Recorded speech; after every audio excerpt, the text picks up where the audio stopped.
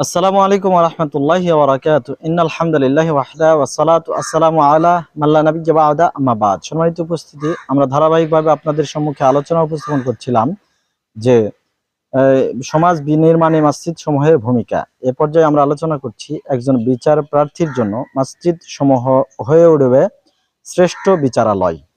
সম্মানিত উপস্থিতি, এই মসজিদের যিনি ইমাম, ইমাম মানেই হচ্ছে নেতা।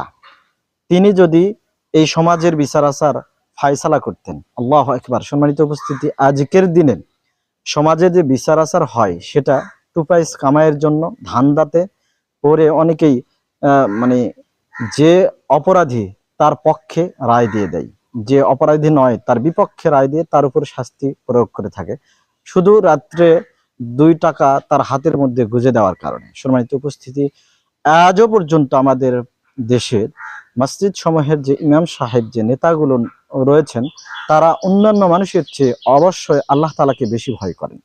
তাহলে এই শহরে শহরে কেন্দ্রীয় মসজিদ যদি থাকতো, সেই মসজিদ সমূহে একজন ইমাম থাকবেন, নেতা থাকবেন, যিনি বিচার করবেন। দেখুন কত চমৎকার ভাবে আমাদের সমাজ পরিচালিত হতো।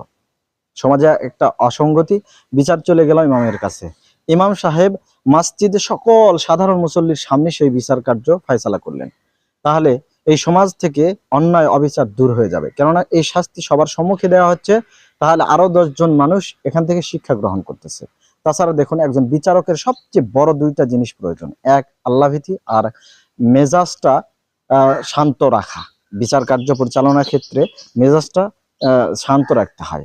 তাহলে একজন মসজিদের মুসল্লি অথবা ইমাম, তিনি কাকে ভয় করেন? আল্লাহ তাআলাকে। এবং মসজিদের মধ্যেই বিচার করছেন, তাকে অবশ্যই আল্লাহর ভয় সামনে রাখতে হয়। তাছাড়া মেজাজটা তার খিটমিটে থাকে না, সে পক্ষপাতিত্ব দুষ্ট হয় না, সে শান্ত মেজাজে সুস্থভাবে বিচার কার্য পরিচালনা করে। অবশ্যই আল্লাহর সাহায্য তার উপরে নেমে আসবে।